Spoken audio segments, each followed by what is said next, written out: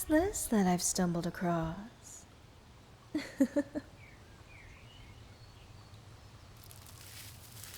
Oh. You're not gonna fool me that easily. I know a mortal when I see one. To you, a god can look like anything they want. Even like one of you. But a goddess's eyes are different. You don't have a divine aura. Besides, gods never take a form that small unless they're in the mortal world. And I'm equally certain that you're not supposed to be here in the land of the gods. We'd all know if a mortal had been allowed to enter for the first time in centuries. That makes you, my little friend, a trespasser. Now why would a mortal sneak their way in here? It certainly was no accident. You must be some mixture of talented, well-connected, and fortunate to have made it past the guardians and through the gate. You must have some sort of compelling goal. Come to spirit away some divine treasure. Or to meet one of us in person. Or perhaps you're only passing through here on the way to the underworld to retrieve the soul of a loved one. Oh, that's precious. Too frightened to speak? That's all right. It's not as if any answer you gave would justify your presence. The land of the gods is utterly forbidden to mortals, under any and all circumstances. The question is, what do I do with you? Technically, I'm supposed to strike you down or alert the guardians. But that doesn't seem very fun, now does it? A mortal defying the odds to enter the Forbidden Land, only to be killed like vermin. That's far too sad of a story. On the other hand, I don't really want to just let you go. You'll surely be caught by someone else with more respect for the rules and be killed anyway. We should do something more fun. I think I'll take you home with me. You see, a goddess's temple is her own domain, and thus not subject to any laws but her own. Once you're home with me, you'll be safe. Nobody can harm you there without my permission.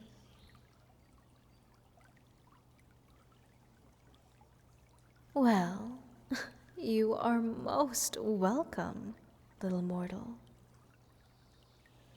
Although, I think you perhaps misunderstand my intentions.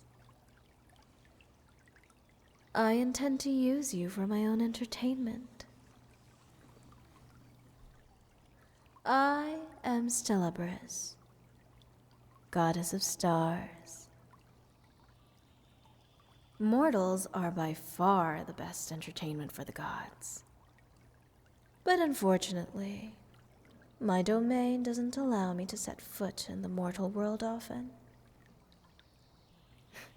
When I descend to the world, stars begin to fall from the sky. And even if I were to descend to the mortal world, we're forbidden to steal away mortals for our own use. So, for me to come across a mortal here, so deliciously unprotected, well, I'd be a fool not to take advantage.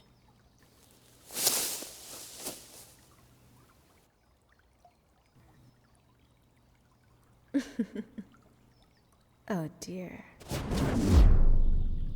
Well, it is an immortal's nature to beg and plead. But you really shouldn't bother. If I don't take you with me, then I'm better off killing you. You see, while I might get in trouble if they find that I let you go, nobody can protest what happens within my own temple.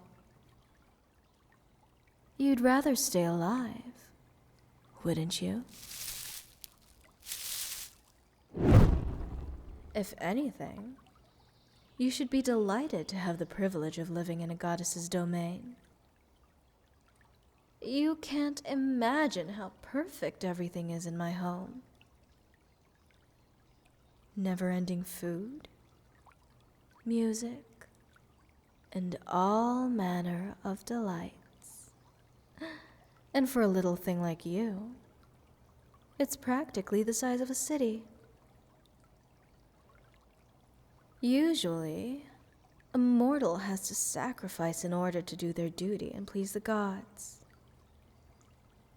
But just think. You can serve me by having your life saved and being taken to a place of happiness. It would be madness to ask for more.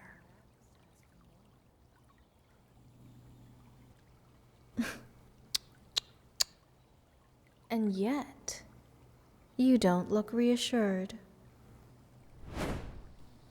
Are you truly so attached to your life of suffering and hardship that you can't bear to leave it? Ah, of course. I'd almost forgotten. You came to the land of the gods for a reason. Tell me, what is it that drives you to enter forbidden lands and refuse a goddess's blessing?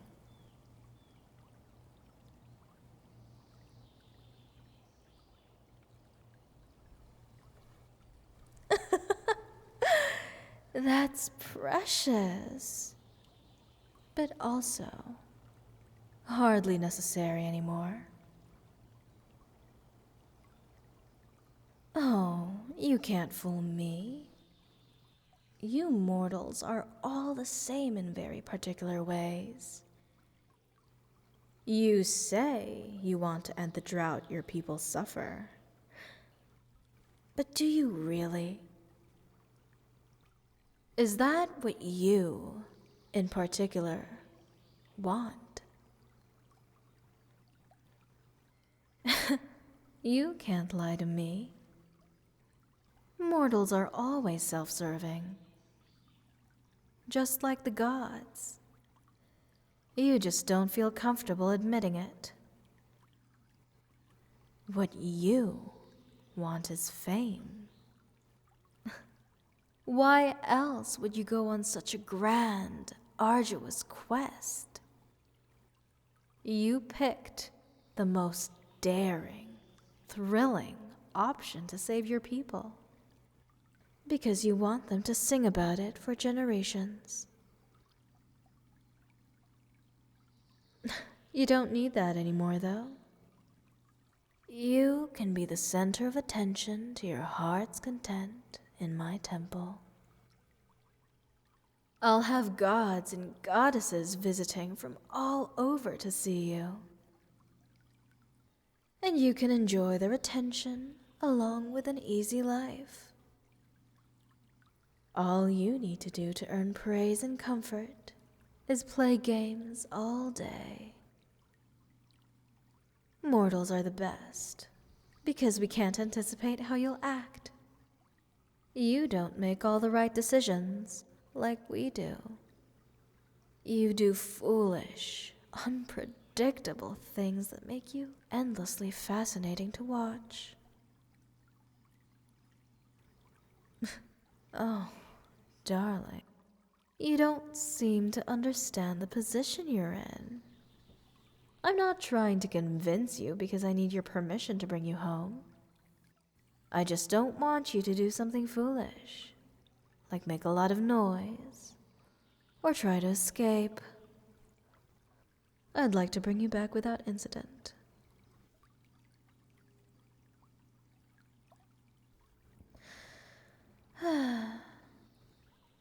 You don't have a choice in the matter. You're coming back with me whether you like it or not. But I'll be a lot more comfortable if you tell me you want to come. It will make everything go so much smoother. I won't have any need to bind and silence you. After all, it would be a shame to start off on such an unpleasant note. Just let this be the wonderful, joyous day that it is. The day that you earned a goddess's favor and won a lifetime of happiness. As for your people, well, what do they matter, really? You could end the drought somehow, but it would hardly make a real difference. If they don't die of thirst, then they'll only die from hunger, or disease, or war. And the very best possibility is death by old age. Why fight so hard just so they can suffer longer and then die anyway? You have a chance to change your situation in a meaningful way. Just take it.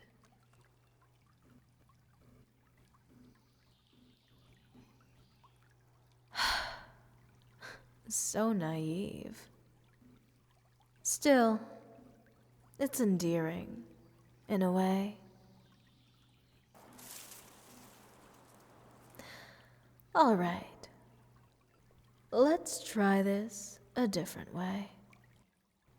As it happens, I'm probably largely to blame for the drought.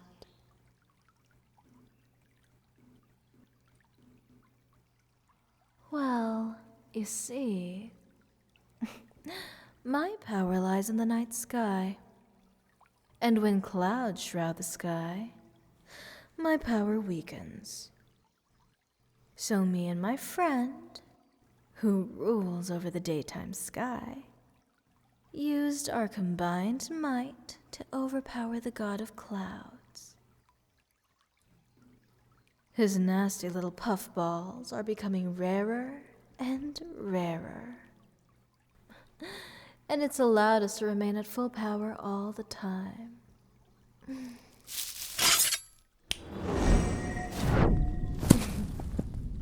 Now, stow your anger for a moment. It won't do you any good to threaten me. You can't do anything to harm me anyway. So listen to what I have to say. Your best chance now is to convince me to change my mind. It's not likely, but it's not as though there's never been a mortal who changed a goddess's mind. But you'll only get that chance if you come with me to my temple. There, you see? You can pretend to serve your people and come live with me. A win-win for both of us.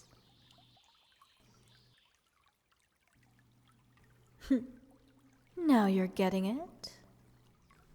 And if you somehow convince me, you can spend the rest of your life enjoying my temple, with the satisfaction of knowing you helped your people. If you insist that you actually care about them. Let me just pick you up and stow you in my tunic. It wouldn't do for you to be spotted before we get home.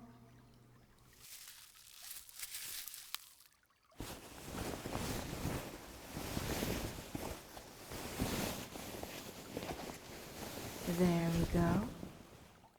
Can you see from inside there?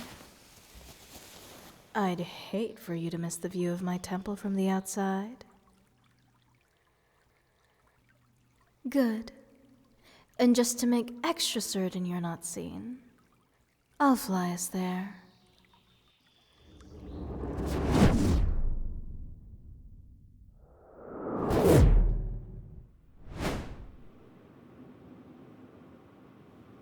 You can get a good look at the many temples the gods live in from here.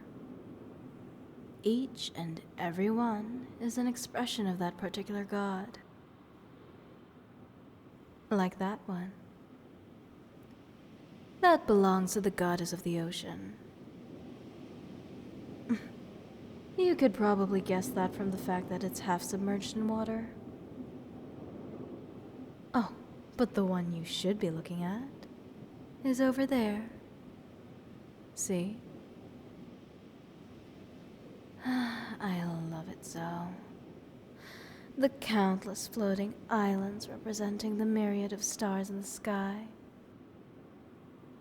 It's even more spectacular at night when it starts to glow. The whole thing sparkles and shimmers beautifully. And it's your home from now on. I can sense your resentment. You must still be upset with me for my hand in the drought. But we'll see how you feel after you settle in. I think you'll find it hard to hate your benefactor when you realize just how spectacular of a life you're going to live.